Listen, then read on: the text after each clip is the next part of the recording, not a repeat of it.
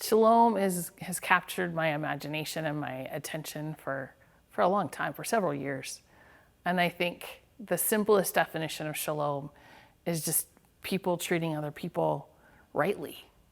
It would make retributive justice unnecessary. We wouldn't need to worry about retribution because everyone would be in right relationship with everyone else. It's so easy to miss. I think it's a really simple thing when you're talking about shalom and a foundation for shalom and how shalom influences flourishing. It's simple. It's treating other people the way you want to be treated. It's thinking about other people as people.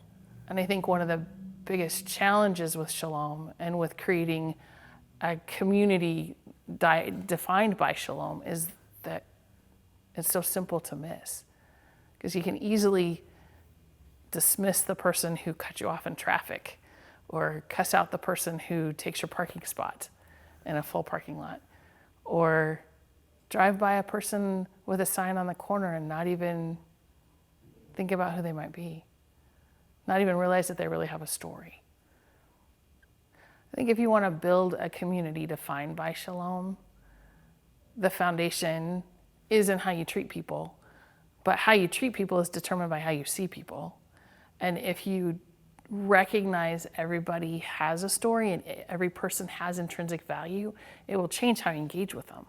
It changes whether you see them as people or not. And I know that sounds crass and hard, but the bottom line is we dismiss people, which diminishes the value that we have for them. And then it justifies how we treat people. And when we treat people in an uncivil way, I hope that's the right word, but when we demonstrate incivility towards other people, whether it's in how we drive or how we engage in conversation or even how we engage in social media, when we have any kind of incivility, the way we justify it is we dismiss the value of the other people who are going to be impacted by our communication, whether it's verbal or written or our behavior. I think, well, let me back up a little bit. My life was radically transformed when I went to Uganda in 2016. My dream was to be a missionary nurse and to go to Africa and to save babies. And God took me a totally different direction. And I kind of held on to bitterness because I didn't get to do what I wanted to do for a long time. And then God gave me an incredible opportunity, and I really thought it was going to be a one-off. I thought I'd go to Uganda, I'd experience all the things that I thought were going to be so wonderful. I'd come home and it'd be wonderful, just be great. I'd have a memory. I'd have checked off my box. And then I got to Uganda and I had a little girl in my arms who got sick. And I was helpless. She was really, really sick. It turns out she was sick with malaria. She wound up having a fever that was high. She had glassy eyes from her fever. I put my hand on her and she just looked up at me and she was so sick and so miserable. And I thought, if this was my little girl, I would move heaven and earth to do something to take care of her. So I need to do something. And we did, and it wound up she was fine. We were able to provide Tylenol. It was really simple. But in experiencing that, it opened my eyes to think about Ugandan mamas differently. And before my first experience in Uganda, I kind of dismissed the suffering of people in different places and people I wasn't connected to because I couldn't relate to it. I didn't understand that other people suffered too. And, kids get sick all the time in Uganda, and that's just what they have to deal with. And, they have to walk everywhere, and they're barefoot and whatever. But Ugandan mamas experience the same heartache and have the same desire to take care of their children that I do. I know, I've talked to them. And the connection between here and there it's the same thing. It's being a mom that in my mind or in my experience draws the connection. But I think about how I dismissed people in Uganda because I couldn't relate to their stories. I couldn't relate to their experiences. And I thought, well, they're used to it, so it's just part of their life. And then I came back and was thinking about the people I see on a street corner. And it's easy to dismiss them. I don't know them. I'm not affected by their story. And then I started thinking through the eyes of a mom. And there isn't a single mom that I've ever talked to whose vision for her child is for them to be on a street corner someday. And when I started thinking about the people on street corners, the people under the bridges in my own city, as somebody else's child, as somebody's son or somebody's daughter, it completely changed the way I looked at them. And I think at the root of the conversation with Shalom is being able to look at somebody differently. And it doesn't matter what the cultural context is. It doesn't matter what the socioeconomic context is.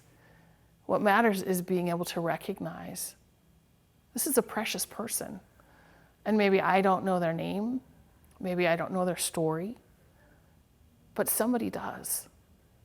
And somebody loves them very, very much. So, wow. I have tears in my eyes because I think about that. There's a gentleman on the corner when I walked in. Yeah. And he said, I can't remember what he said, but he called me young lady. I was like, good day to you too, and thank you for calling me young lady. And he said, well, you are. And I don't know his name. And he doesn't know me. I may not see him when I go back out there. But he recognized me. And he paid me a compliment. And I don't know, it's just so easy to think of people holding signs on the corner and to say, I should get a job. Don't they know that there are lots of resources available? And maybe they do, maybe they don't. But some of the time, navigating those resources is really hard. It's really hard, and it takes a lot of determination. And I don't know. I think there's a young mom that I've been helping for a long time. We've had the privilege of taking care of her kids for months at a time. She's a hardworking young woman. She's having trouble penetrating the bureaucracy to get help within the city. And I don't know who to send her to. I'm not well enough connected to what the resources are to help her. And it's frustrating. So, you can dismiss somebody with a sign because they're not getting the help that's available. But do you know how to get it? And do you know how to help them get it? And is it easy to dismiss, like if it was your son or your daughter on the street corner? Or, I'll turn things up a bit, if it was your dad? What would you do? And I think, I've done differently. I'm doing differently because I can't leave that question unanswered.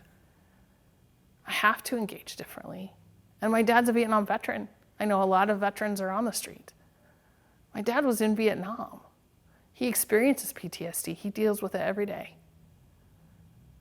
How can I look at him and say, you should go get help? Put your sign down and go do something. I would never say that to him. When I went, after I got back, while I was in Uganda, God gave me a vision for starting an organization that has impacted the lives of a bunch of kids. It's amazing to see what God's doing in the lives of people over in Uganda. But I didn't know what I was doing. So I went to school and I studied development and justice, got a graduate degree. And in the process of doing that, I studied, poverty and homelessness and Shalom and where it comes from. And the thing that just blew me away is how we misdefine poverty. We think of poverty as the absence of material resources.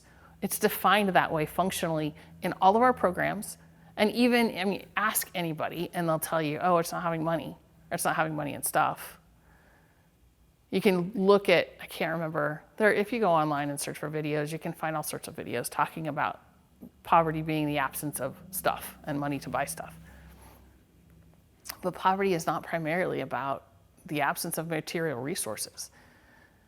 So the assumption that we've made that it is about the absence of material resources, we've replaced the resources, but that's a symptom. It hasn't solved the problem.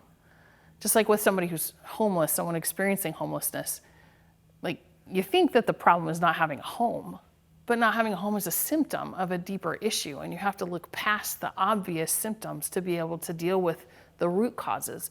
And a comprehensive or more robust definition of poverty is the absence of shalom, characterized by broken and unjust relationships.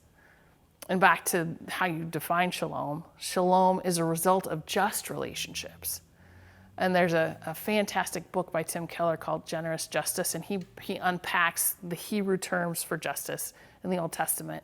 So also, there are two different words he talks about. One of them is for retributive justice, and then the other one is a primary justice where everyone is living in right relationship with everyone else. And if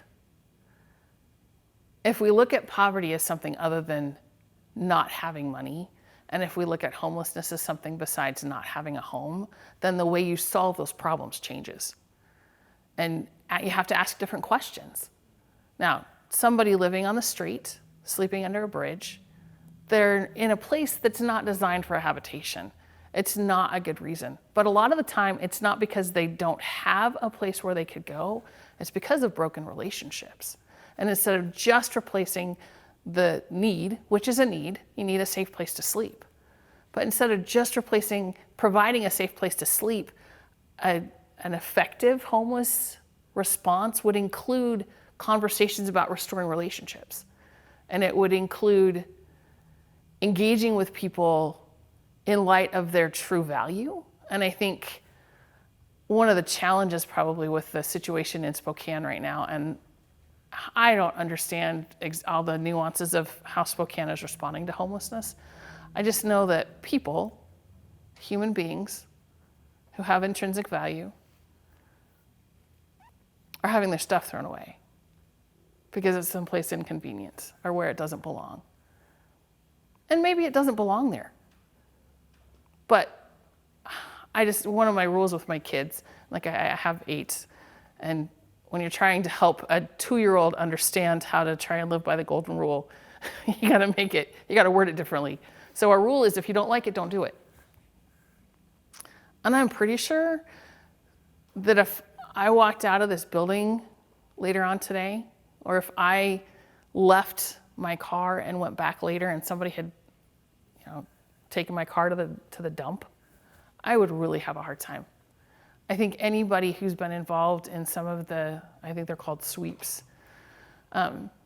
if they went back to their office and all of their personal belongings had been dumped in a garbage can and disposed of so they couldn't get them back, I don't think anybody would like that. And it's so easy to dismiss people's value and to treat them as less than or not to recognize ways that their value is being dismissed by our behavior.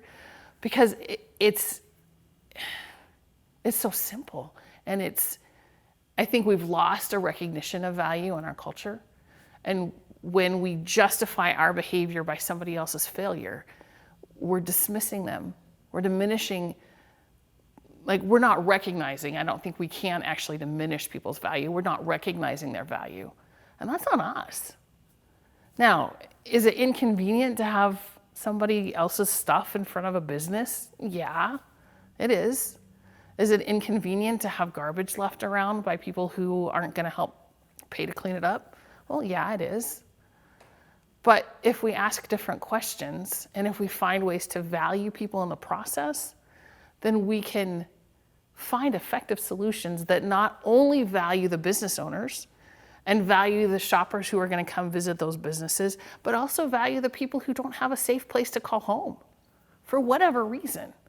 And unless we start asking the right questions, we're not going to be able to come up with effective solutions. And like I said, I don't know all the nuances of what the city is doing. I don't know. I'm not aware of all the different resources and opportunities that are available.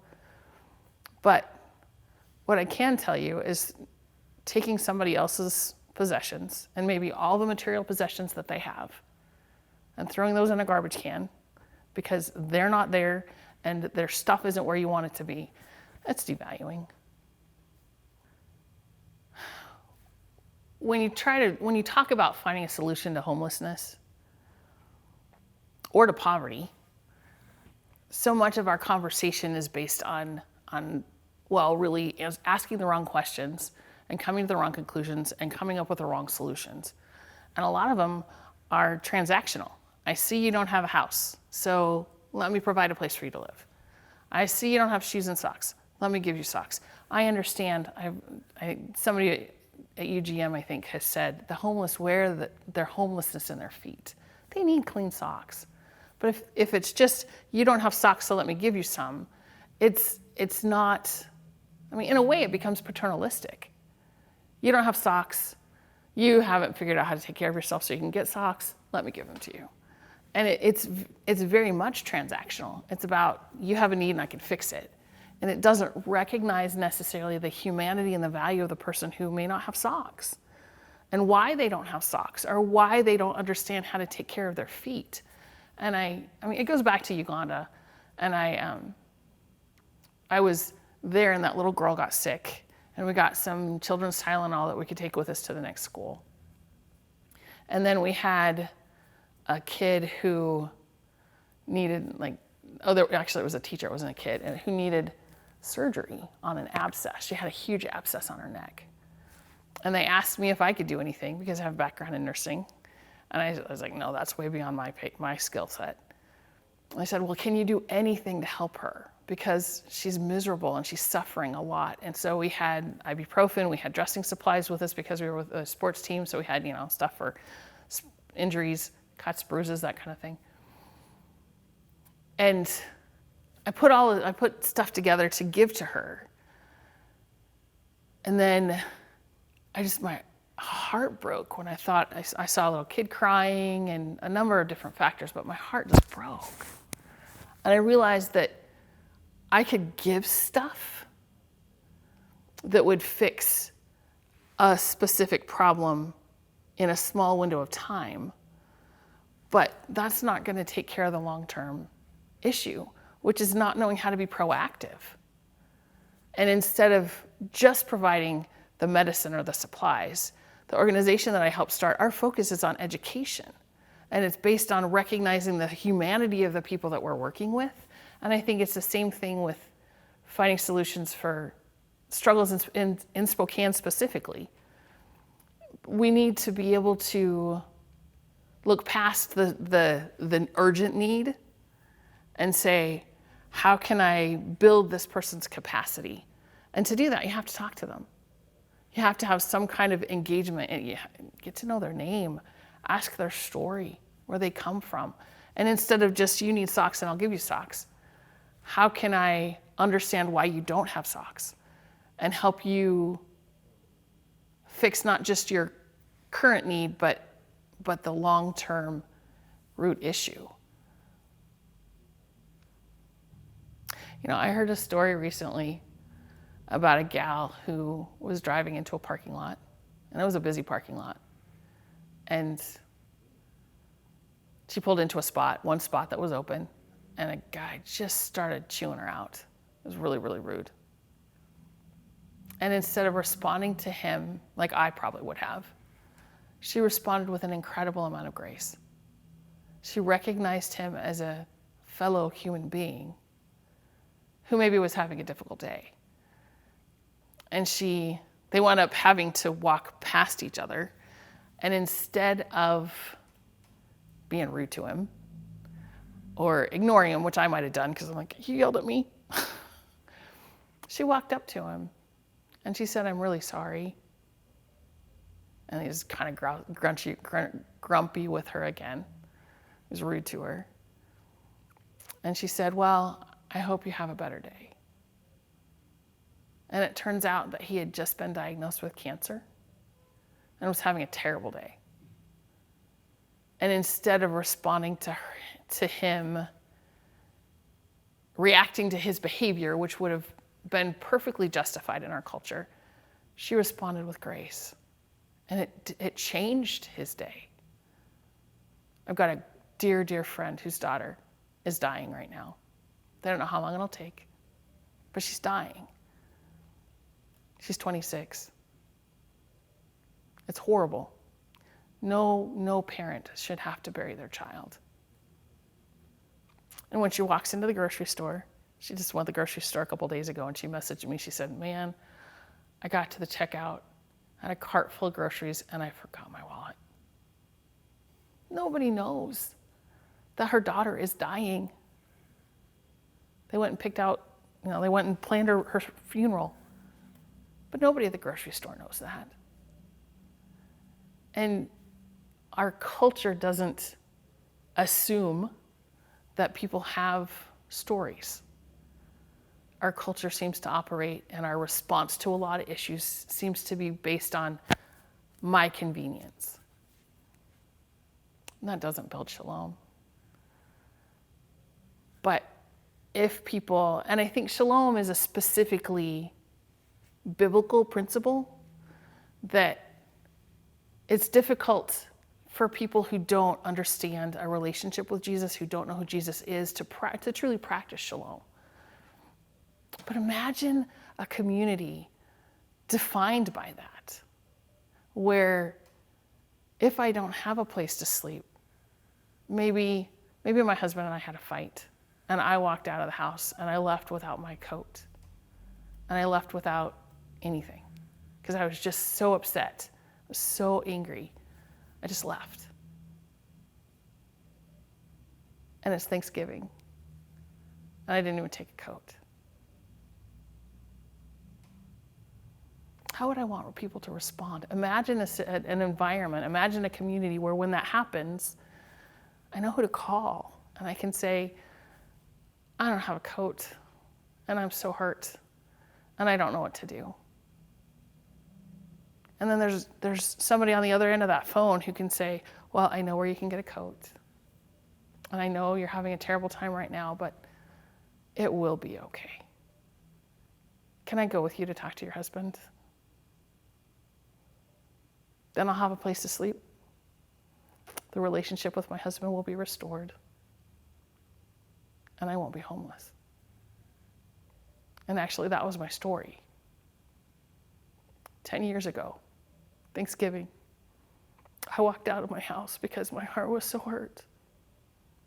I was so angry I left without a coat. I just grabbed my purse and my keys and I went.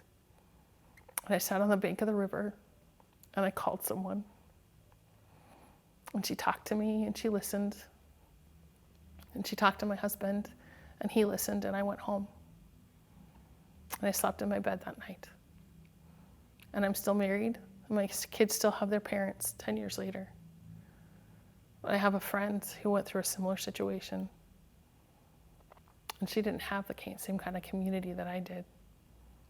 She and her husband are divorced. And she doesn't have good contact with her kids. Shalom changes things. Community changes things.